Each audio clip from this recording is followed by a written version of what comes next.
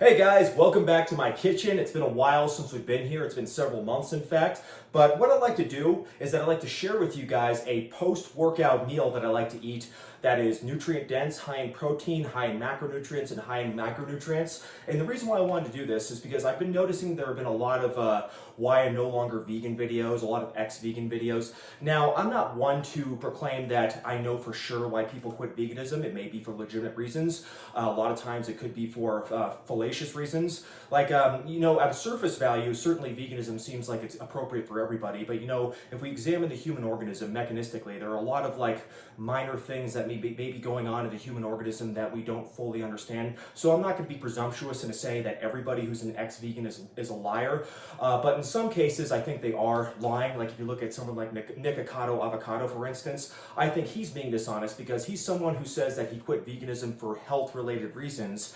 Yet look at him now. I mean, the guy has a beer belly, he has like a double chin, and he has a pair of tits that would make Jason Blaha quiver with jealousy. But speaking personally, as someone who has been a vegan since 2003, which is much longer term than many other people, including on YouTube, have been vegan, I can attribute to the fact that it has worked tremendously well for me. However, I have always had a very well-planned, macronutrient-dense vegan diet. And I feel that a lot of people who follow a vegan diet add these new restrictions to the diet that make it hard to adhere to long-term. It's kind of like what I talk about with hair loss. You want to stick with the simple stuff, otherwise you may not be able to adhere to it very well, which is why I talk about just using finasteride first. But in the case of, I don't need to get off topic, but in the case of a vegan diet, you also want to keep it simple. So that means that you don't want to demonize any specific macronutrient. You don't want to follow a restrictive diet on top of an already restrictive diet, because, let's face it, veganism is excluding entire food groups, so it is restrictive. That doesn't make it bad, it just means it's restrictive. So if you make it even harder on top of that, it's going to make it harder for you to follow. And if you believe in veganism from an activist standpoint, it's also going to make it harder to promote. So that's why I think a lot of vegans are doing a disservice when they try to advocate people follow only a highly restrictive version of veganism, like raw foodism. And on top of that, it's also why I hypothesize a lot of vegans fail, because a lot of vegans, they tend to be very physically active people. I think statistics have shown that vegans just tend to believe in following a more healthy lifestyle. They tend to be more health conscientious, I should say. And so if you're more physically active, if you do more resistance training, cardiovascular training, then you're going to need more fuel, more energy substrates. Your macronutrient density is going to need to be higher. You're going to need to consume more water. You're just going to need to consume more protein, carbohydrates, fats. So it's important that the food you're eating is calorically dense, just nutrient dense, and that can sometimes be a problem when you're a vegan, because vegan food is very clean, and clean food, we're talking about fruits, vegetables, and even certain grains, are not that calorically dense. So therefore, and they're also very high in fiber, and fiber is satiating. So if you're eating a lot of high fiber, micronutrient dense foods, then you may not be getting enough calories in your diet. Now, when I say micronutrients, I'm talking about vitamins and minerals. I'm not talking about carbohydrates, proteins, and fats. So what I'd like to show you guys today is an example of a food that fits all criteria of a healthy vegan diet for physically active people. So you could possibly incorporate it into your own diet if you're a vegan, or even if you're not a vegan and you're just trying to go more plant-based. So come on and join me, and I'm going to go show you guys what I eat usually after a tough workout. So one of my favorite staple foods when it comes to calorically rich vegan diets are non-perishable starchy foods. So I'm talking about potatoes, and I'm also talking about grains, and we know grains as rice, corn, even though that's often mistaken as a vegetable, wheat, amaranth, buckwheat, like oatmeal. And one of my favorites though is quinoa. And what we have here is a bag of, it's actually not a bag, it's actually a cup of red quinoa that's found in what's called a nut milk bag. I almost called it a nutsack bag right there. And despite the unflattering name, this is very useful if you want to prepare quinoa, because quinoa, it's actually, it's not a true grain. It's actually more closely related to a lot of green leafy vegetables, but it can be prepared like a grain, so you can use it as either a savory or sweet dish. But what I really, really like about it is that it's very protein dense. It's also very high in lysine. Now, you often hear the myth that plant foods are not a complete protein, and that's actually not true. All plant foods are a complete protein. They have all essential amino acids. However, one thing that's worth mentioning is that lysine is not found in a high abundance in a lot of plant foods. I mean, it's found in some like soybeans, although some people are allergic to soybeans. But quinoa is a very hypoallergenic food, but it's also one of the best sources of lysine in the vegan diet. So even if you're a vegan and you feel you're getting enough amino acids in your diet, I think it is important to get a little bit of quinoa in your diet, just for the sake of getting enough lysine. And quinoa can be bought in bulk, so it's not a very expensive food, and it's very calorically dense. So dollar for dollar, it has a lot of calories as well as a lot of good macro and micronutrients in it. So when it comes to preparation, a lot of people don't do it right. What they'll do is that they'll just dump it in the pot and boil it. And you know, some people can handle that, but for me personally, I think it's very bitter. It's almost like a sour taste to it. So if you want to make this more palatable, what you can do is you can just go ahead and rinse it under the sink real quick. And you don't need to do it that much. And that's what's useful about this nut bag, this scrotum cloth, I guess we'll call it, is that you can just go ahead and squeeze the water out after you rinse it out, and that way you don't lose any of the grains. You want to be careful there's like no holes in the bag or anything, otherwise you may lose some of the quinoa. And other than that, that's all the preparation you need to do before boiling it. So I'm going to go ahead and put this on the side, and I'm going to go ahead and show you guys some of the other ingredients that I'm going to be using for my dish. I'm going to explain the rationale as to why I include them from a culinary as well as a health standpoint. So let's go ahead and take a look over here.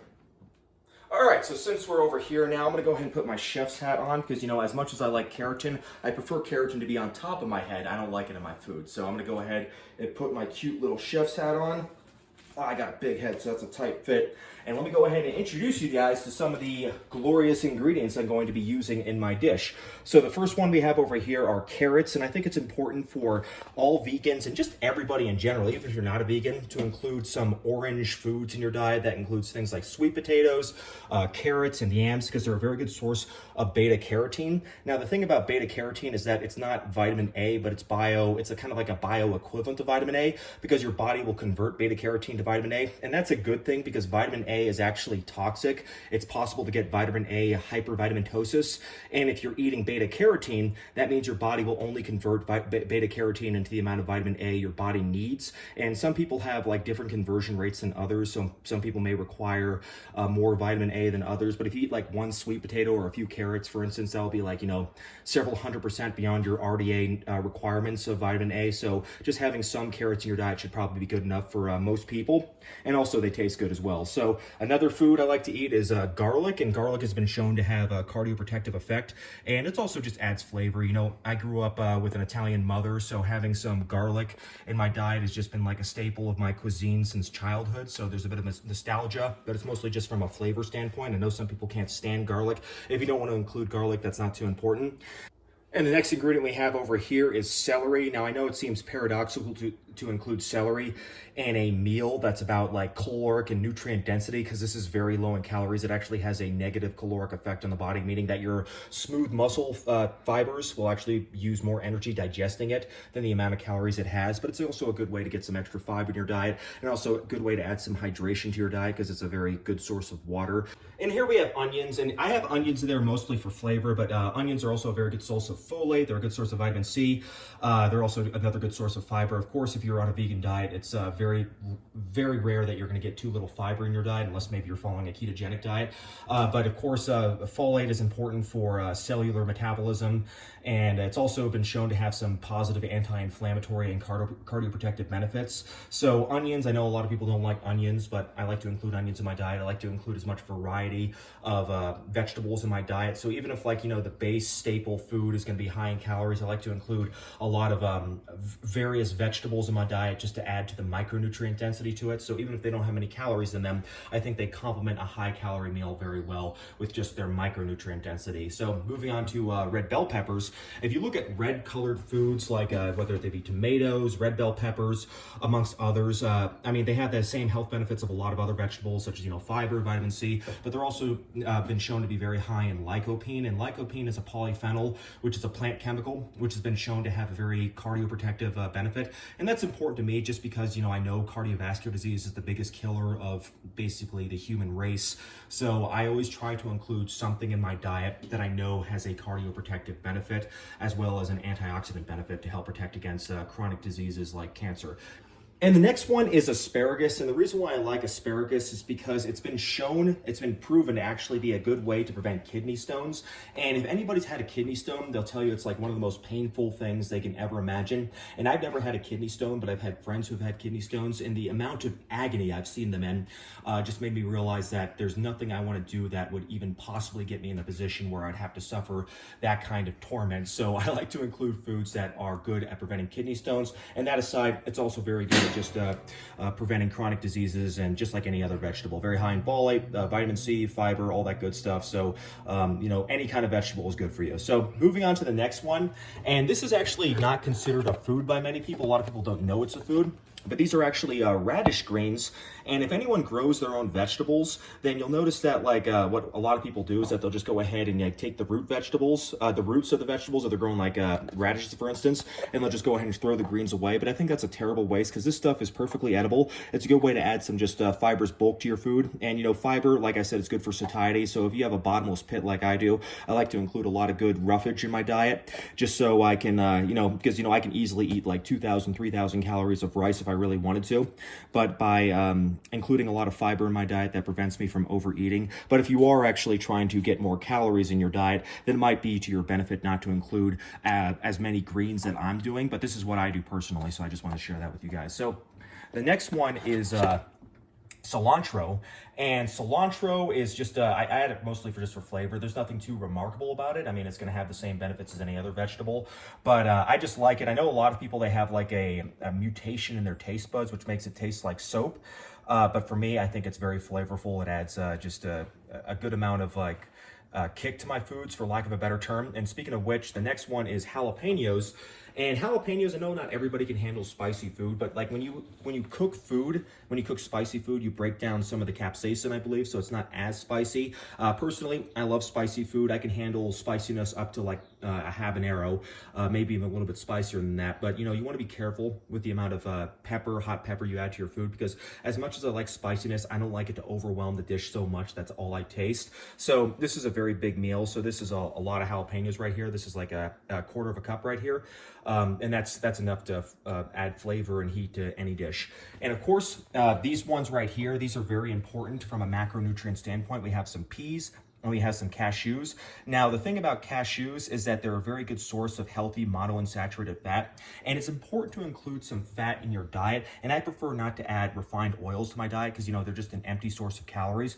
But in the case of nuts, they provide micronutrient density, but they also provide some healthy fats. And if you're having fat in your diet, that will improve vitamin and mineral absorption, especially if we're talking about like vitamin A, D, E, and K. Those are the fat-soluble vitamins. So it'll also just help you with satiety as well. And it's also a good way to just get your caloric density up. And peas are one of my favorite sources of protein. I mean, even by itself, I'll just go ahead and eat peas, or I'll make like a pea protein smoothie every now and then.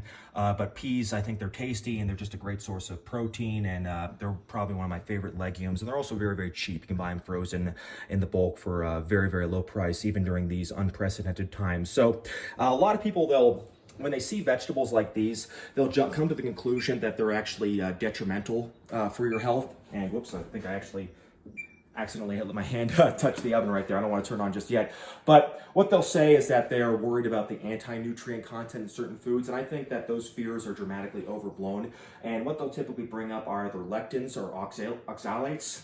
Now, oxalates, they can legitimately cause health problems, but I think that the majority of people who have had health problems as a result of eating oxalates are people who eat a lot of raw food. So this goes back to what I was saying about raw veganism, because oxalates, even though they can cause some endothelial cell damage and they can cause inflammation, they're broken down dramatically when you cook food. So if you have some like raw spinach or raw greens every now and then, that's totally fine. I mean, you could probably get away with eating them every day. But if you're eating like a tremendous amount of them, which you may need to do if you're on like a raw vegan diet just to get enough nutrient density, then having a lot of oxalates in your diet can be a problem, because they don't get broken down, they don't get denatured when you cook them. So a lot of the problems with oxalates are resolved just as a consequence of cooking them. And so that's why when it comes to greens, vegetables, I prefer to cook them rather than eat them raw, even though I'll have a spinach salad every now and then, and that's no problem. So now moving on to lectins. Lectins are another plant chemical that are found in a lot of plant-based foods, obviously. And, a lot of people misrepresent lectins as being just one monolithic dietary villain, and there's people who sell books based on them, and they're based on pseudoscience and fear, because the truth is that most lectins are either benign or they're actually good for you, and the lectins that are bad for you are either broken down through cooking, or they're found in things that humans would never consume normally, such as ricin. Ricin is one of the most toxic substances found on the planet, and that's found in the castor bean. However, nobody would actually eat a castor bean. I mean, sometimes castor beans are broken down into oil, and people use that as a diuretic, but none of the ricin actually gets passed down into the oil. So that's something that people panic about and everything, but there's no evidence-based data that lectins are actually harmful. Like the studies done on lectins were not done on human organisms. They were done on test tubes. They were done in petri dishes. So we haven't actually seen any data that shows that people have suffered negative health consequences from eating lectins as they're found in food. So if you were to eat something like a kidney bean, for instance, that was raw, chances are you get enough lectins to actually cause physical harm to your body. But who the hell eats a raw kidney bean? So it's just a bunch of hysteria. It's a bunch of paranoia that's not founded in science, but rather just pseudoscientific quackery that like naturopathic doctors, as well as some like doctors who have sold out, promote in order to like sell their shitty books. Okay, so moving on, I've shown you guys all these wonderful ingredients, but let me go and show you guys how I prepare it into one macronutrient dense, delicious post-workout vegan meal. All right, folks, so here we are, and we're going to start with the quinoa. So we have our 1 cup of rinsed red quinoa, and we have a pot of water that is boiling. Now, ideally, before you add the quinoa, you want to bring it to a boil. It looks like we're getting pretty close to a boil already as it is. So I have it on high. So what I'm going to do is I'm going to go ahead and drop it to low. Even though it's not at a full boil, it will get to a boil, and then I'm going to let it simmer for a bit. So I'm going to go ahead and drop this guy in, like that, just like that. Okay, I'm going to stir it around a little bit. And this is a cup and a half of water or so, and I find that that's enough water. I mean, usually for quinoa, like for every cup, I do a cup and a half, and I find that's enough water to cook it fully without it being too dry. And additionally, on top of that, what I'll do is that I'll add a not chicken bouillon cube. And what this is that it has no chicken in it, of course. That's why it's called not chicken. But it's just a bouillon cube, effectively, and it adds flavor to it. But also, it adds iodine to the food. And the thing about like a vegan diet is that vegan diets typically don't have very much iodine in them because they don't have very much sodium in them. And because of that, like vegans can put themselves at risk for things like goiter. So especially if you're eating a really, really clean diet. So I think including a little bit of salt in your diet is actually beneficial, not just from a flavor standpoint, but from a micronutrient standpoint. So I'm going to go ahead and throw this guy in, and all right. All right, so now it's boiling, and when it starts boiling, just make sure it's actually on low so it can simmer. And I put it on low, but then I put it back on high because it wasn't quite boiling. But now that it's boiling, I'm going to put it on low, and I'm going to let it simmer. And quinoa doesn't take too long to cook compared to like rice. Like rice takes me like 40 minutes, or depending on what kind of oats you use. If you use like groats, that can take an hour. If we use steel cut oats, that takes like 30 minutes. So this is somewhere like between like quick oats and steel cut oats. So I'll go ahead and put the lid on top of that, and I'm going to let it boil for 15 minutes. So I got a little time to kill. So I'm going to go ahead and do something to kill the time while this cooks. All right, folks, so we don't have a lot of time. We only have about 15 minutes, probably even less than that now. And I've already worked out today, hence why this is a post-workout meal. But, you know, I want to go ahead and do something to stimulate my appetite a little bit. It's been shown that exercise does stimulate appetite. So I'm going to go ahead and just do a quick bench workout. You know, I already benched today, so this is just 280 pounds. I'm going to go ahead and just try whatever I can do because, you know, I'm pretty sore. All right, let's go ahead and do this, and then we're going to go upstairs and eat.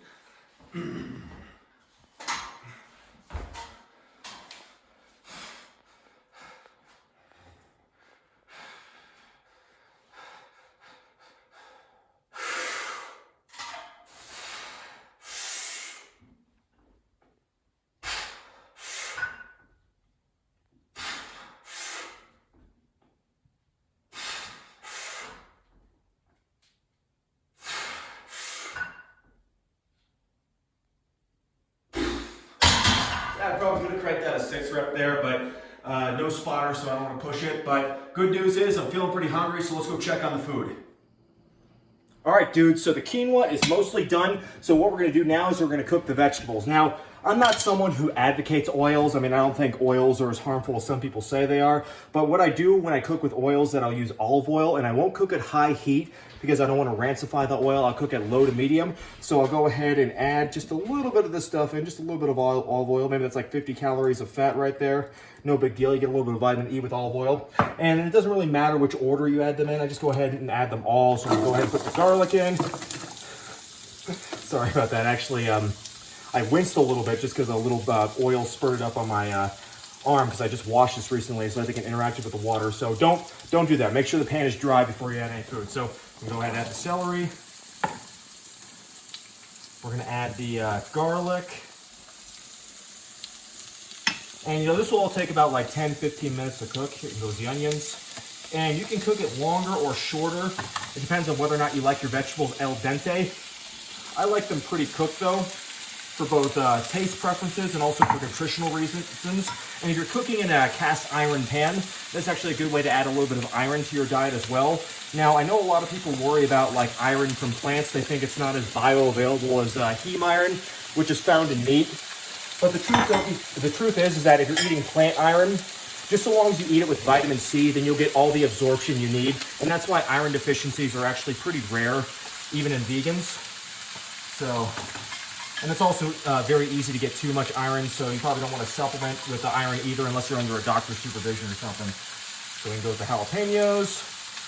Throw the peas in. Yeah, it's good stuff. Let's get the cashews in too. All right, beautiful. So I'm gonna go ahead and stir this guy around, and make sure you don't leave the pan for too long because this stuff can burn pretty easily, even at just medium to low heat. Yep. And just be careful not to burn yourself. I'm gonna be careful not to set the house on fire.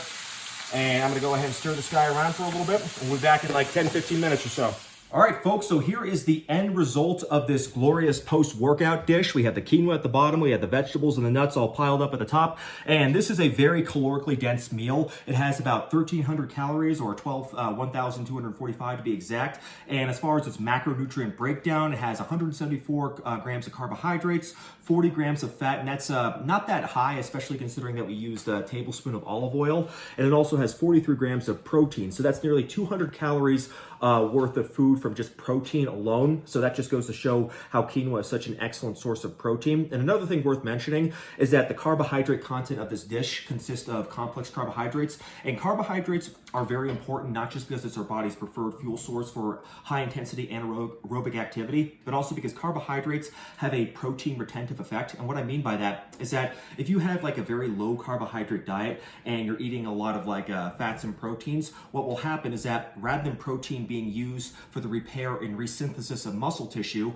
which is what it's supposed to do after a workout, is that your body will instead try to use protein as an energy source via gluconeogenesis, which is when your body sends protein to the liver to convert into glucose. And that's a terrible waste because, you know, protein isn't as abundant of a macronutrient as the other two. So therefore, the little protein you get in your diet, you want that to be used for its intended purpose, which is to rebuild and repair muscle tissue.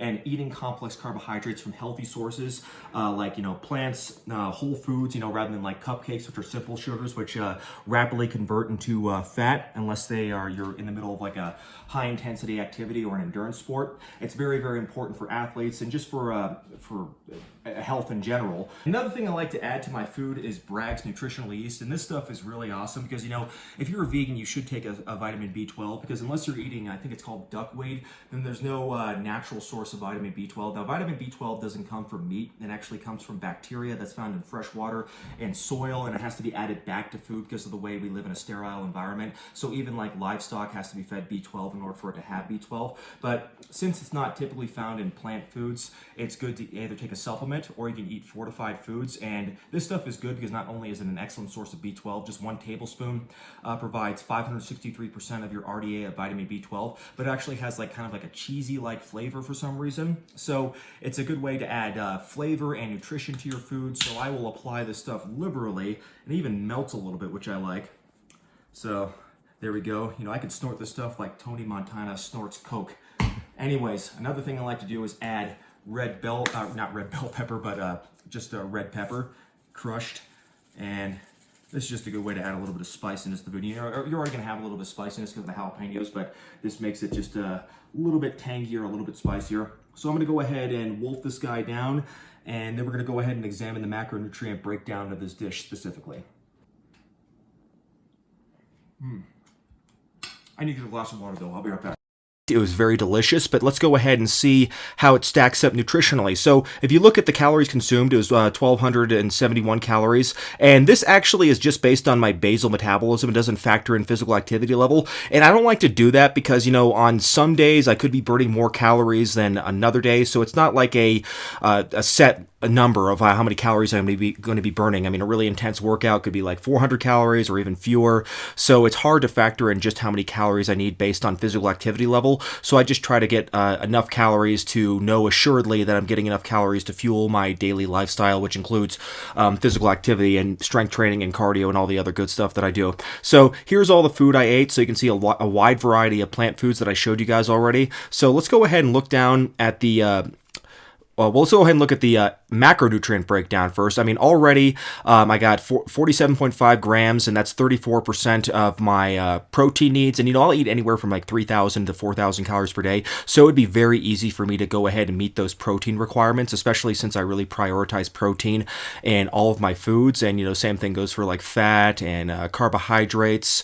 And, there's still a lot of room left over for more macronutrients, especially since I'll eat more calories than what's listed here because of my physical activity levels. So let's go ahead and look at my micronutrient breakdown. So you can see I already meet I definitely meet the requirement. I exceed the requirement dramatically in many of the foods I eat. Like if you look at like vitamin A, for instance, it's almost reasonable that people say that vegans can't get enough vitamin A, because if you look at this, it's like 837%. If I were actually getting vitamin A, that may even be a concern because of vitamin A hypervitaminosis. But as I said, plant vitamin A comes from beta carotene, so it will convert into the amount that's needed, but it won't convert into a toxic level. And even if my conversion levels were lower than some other individuals, it'd be hard not to get enough vitamin A, considering I get 837% of my RDA right there. I mean, same thing with vitamin C. I mean, you're not going to find a vegan diet that's too low in vitamin C, and vitamin B12 right there. That was just from the nutritional yeast, already well over 100%. B6, B5, all the B vitamins, all the vitamins necessary for energy metabolism, cellular metabolism, vitamin K, which is important for thrombosis and like platelet development, and vitamin E, which is an important antioxidant. I mean, I didn't quite get my 100% there, but I'll easily be able to get that through my second meal or even just through snacks. The only thing that's my diet is bereft of is vitamin D.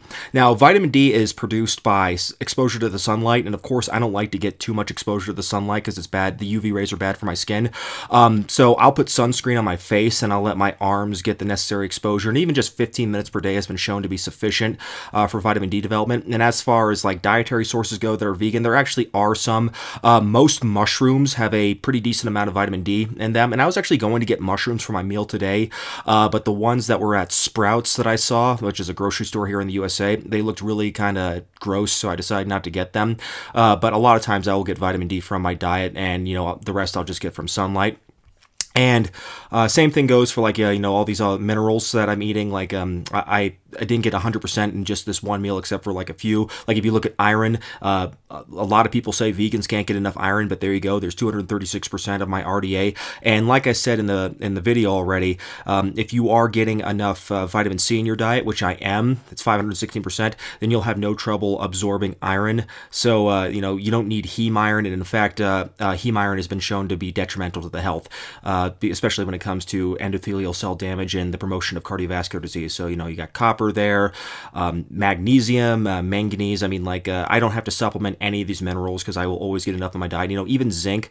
I mean, I've actually supplemented zinc before. I'm not supplementing it currently, but I don't need to because I eat a lot of foods that are rich in zinc, like legumes, beans. Same thing with like potassium, selenium, phosphorus. So I'm really not having any trouble. And also, I'm not having any trouble hitting my vitamins or mineral micronutrient requirements. And if you look at my protein requirements, if you look at like the amino acid breakdown, if you see lysine, it looks like a little low, but actually by the standards of a vegan diet, that's pretty good, because lysine, like all plant foods have lysine in them, but a lot of plant foods don't have very much lysine. So that even though they're complete protein sources, they don't have a terribly large amount of lysine. So I think it's important for vegans to try to get some beans in their diet, some soy in their diet, and if they can't eat soy due to allergies or because they've deluded themselves into thinking that soy is going to feminize them or some stupid shit like that, then they can try quinoa. And the same thing goes for all the other macronutrients, all the other amino acids, I should say. It's pretty easy to get 100% following the diet that I'm doing. So as far as like omega-3s and omega-6s and that's a pretty decent ratio. I mean, it's more omega-6s. I didn't use seed oils, which are higher in omega-6s. Omega-6s are an essential fatty acid, but people tend to get too many of them. Kind of like in the case of sodium, it's essential, but it's pretty much impossible to get too little sodium. And no saturated fat, no trans fat. Actually, yeah, a little bit of saturated fat. I mean, there's pretty much no diet that's completely bereft of saturated fat, and they're short chain saturated fats anyway, so they don't have the same health detriments of saturated fats that are found in animal-based products. And no trans fats, of course, either. Trans fats are typically just found in processed foods, or they're found in small amounts in animal products as well. And no cholesterol, of course, because cholesterol is only found in animal products. And as far as the monounsaturated, polyunsaturated breakdown, I mean, I don't worry too much about fat composition. I'm the kind of person who believes in outcome data, so I'm not obsessing over my omega-3s and omega-6s that much. I mean, I occasionally will take a DHA supplement just to have a peace of mind, but checking out my blood pressure, my blood work, it's all phenomenal. My blood lipids are always perfect. My heart rate is low. My cardiac output is high. I never have issues with hypertension. Never have. I don't think I ever will. So in terms of outcome, I know that my cardiovascular health is absolutely on point, and that's also because I eat a lot of fiber, and fiber has a positive role in promoting gut health, and also fiber plays a good role in just helping lower bad cholesterol as well, because when fiber, it will turn the food you eat in the intestine into a gel, and that actually soaks up some of the cholesterol in your blood. I mean, maybe that's not exactly how it works, but the net effect is that it does have an effect on lowering serum cholesterol. So as you can see, this is a very nutrient-dense food. It wasn't too hard to make. The whole thing took about 25 minutes or so, and you can actually do prep ahead of time, so you can make it in large quantities, and then you can just put it in the refrigerator and then just nuke it when you want to. And I like to do that a lot because I don't like to cook every single time I eat. But anyways, that's pretty much it. I mean, that's the gist of it right there. And I'll probably do another video like this again soon, just because I like talking about the subject. And sorry if I came across as a little long-winded, but that's basically it in a nutshell right there. And I'll see you guys next time. Take care.